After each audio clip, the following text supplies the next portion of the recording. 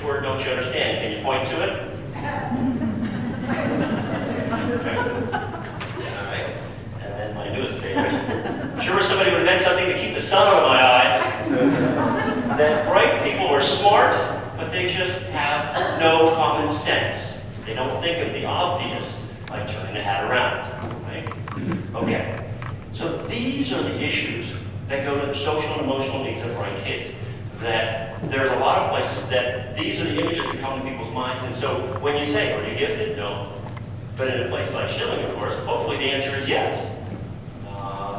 But my guess is there are some people who still aren't comfortable with demonstrating or acknowledging the fact that they're gifted. And then, of course, I throw this one in for parents because this is the way that folks perceive parents of gifted kids, that you are doing these kinds of things and creating these gifted kids, and you're pushing. But all of you know in here, if you've got kids that are teenagers, you know that it's the opposite way around. You are not pushing them. They are pushing you and all of your buttons that go with you. Now, in fairness, I'll also throw this one out there. Yep, given the prodigy genes I've seen on these tests, I'd say your job as parents is essentially over. And I throw that one out there because I want you to know that the folks up here are rare among psychologists, because many psychologists don't know much about gifted kids. And they will assume all of the myths that you've heard about gifted kids, that they'll be fine on their own, that they don't really need any special help. Just put them in school. Give them a bike. Everything will be fine. Right? Unfortunately, the training for psychologists isn't there. But an organization that I am involved with called STEM, Supporting Emotional Needs of the Gifted, they are embarking on some continuing education for psychologists, and they're really trying to get the word out so that there are more psychologists who are aware of gifted kids. Now, what do we really know about the social and emotional needs of gifted and talented persons? These are some of the highlights of the research that's out there. And what we know as a group is that socially and emotionally, that gifted and talented youth are about as well adjusted as any other group. As a group. But I think that all of us up here would say that we're not really good at judging how well gifted and talented kids are adjusted, because the ones that are adjusted very, very well don't usually come to our office. But the ones that do are usually victims of some of these risks. Gifted and talented kids as a group are about as well adjusted, but they have about as many problems as any other group. So if we would expect a certain percentage of kids to suffer from depression, we'd expect a certain number of gifted kids to suffer from depression as well. But see, these are some of the risks that gifted kids face. Some of them are educational, some of them are social and emotional.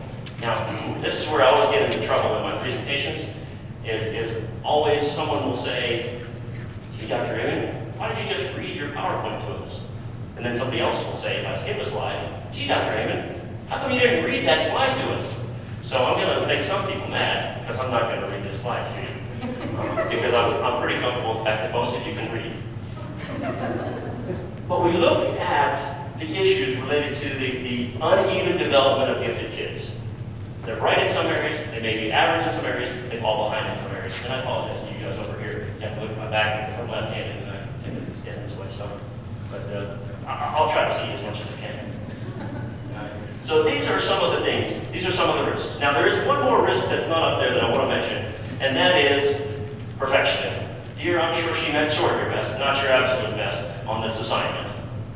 Perfectionism is another risk that gifted kids face that can certainly impede their progress and their development. Now I only have about 10 minutes, so I'm going to kind of cruise past some of the things that have already been talked about and just hit this one to go back to a point that was made earlier. How many times do I have to tell you you're not supposed to read ahead? Bright kids are sometimes faced with experiences like this in school where they have to make a decision. Am I true to myself, or am I true to what is expected in this situation? The need to affiliate, the need to be connected with your peers versus the need to achieve. How do we balance those things out? And that's a huge, huge difficulty with bright kids. All right? Don't need the flipper seeker, they'll know we're tourists. One of the things we know about bright kids is that in certain situations, they will attempt to manage information about themselves to be perceived in certain ways. Just like these bears are doing, they want to be perceived in a certain way. But sometimes, they don't quite have that common sense that goes along with it. And sometimes they're just unaware of the impact of their behavior, as Dr. Walker was saying, on other people. Okay, so we get, as a result of some of these conflicts, bright kids sometimes get negative messages. These are some of the things that have actually been said to some of the gifted kids I work with. I guess it was 7 or so years ago, I was approached by a couple of gifted teens who said, we want to do a presentation at the National Association for Gifted Children, and we want to put your name on it because we're in high school. Okay. So they collected things that were said to them, about their friends, and these are some of the things that were actually said to them. If you have to ask that question, then maybe you shouldn't be in this class. What's the message that we're sending these bright kids with some of these messages? I don't worry about your academics, I worry for your heart and soul.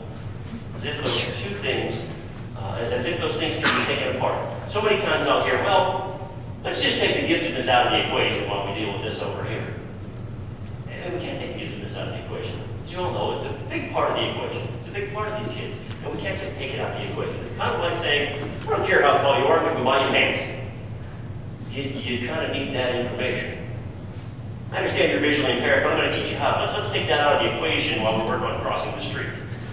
No, we have to incorporate the fact that you're visually impaired into the process, just like we have to incorporate the giftedness into the process of development, understanding yourself. Congratulations, the honors just keep rolling in for you. I want to share just a little bit about this one because this is kind of the best here. This is a young lady who won an international competition, but she worked her tail off and won this competition. And in a letter from the administrator, these were the first words: congratulations, the honors just keep rolling in for you. And what does that say to that kid? Just roll in, exactly. Must have come easy. Now, I'm sure in the letter that he sent to the football coach and the football team about winning the state championship, he didn't say, congratulations. Those honors, the state championship just keeps rolling in for you.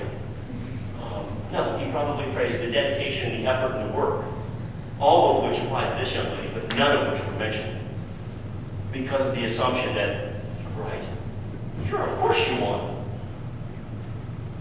Okay. All right, I'll do this real quickly. 1 minute. Okay, well, I'll do this real fast.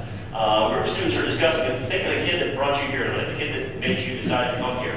A group of students are discussing a class lecture as they leave the classroom. Terry says, I think it's crazy that Mr. Coleman expects us to remember all that material in Chapter 10 for the test in English lit. Jerry says, what does he think? That we all have nothing better to do than memorize the stuff from this book? Some of the words are hard, says Stacy, but I don't even understand what he means by onomatopoeia. Do you guys? And then it goes on. They all shake their heads with the exception of Jamie, who has said nothing to this point. They turn to Jamie. Stacy says, how about you, Jamie? Knowing you probably know it, right? Jamie understands all the terms and knows that onomatopoeia is nothing more than a word that describes a sound. So think of the kid that told you to come here tonight. And if that child were Jamie, what would they be most inclined to say? I've probably got about 10 seconds left. So any person want to share a thought on that? 4 or 5. 4 or 5. It's not easy to remember those terms. No one can keep them straight. Or I have no idea what those words mean. Trending toward the negative. Trending toward the negative. Sometimes. The researchers found that there really is a continuum of visibility for these kids. Some of them are disidentifiers who don't want to be seen as gifted. Some of them are invisible, meaning they're okay with being gifted, they just don't want anybody to know. And lastly, there are some high visibility kids who don't care who knows they're gifted. And what they found is that bright kids will manage information about themselves in order to be seen in one of these roles. They want to be seen invisible, they'll come out of the calculus exam going, oh, I don't understand it. I didn't know any of that stuff. I got it all wrong.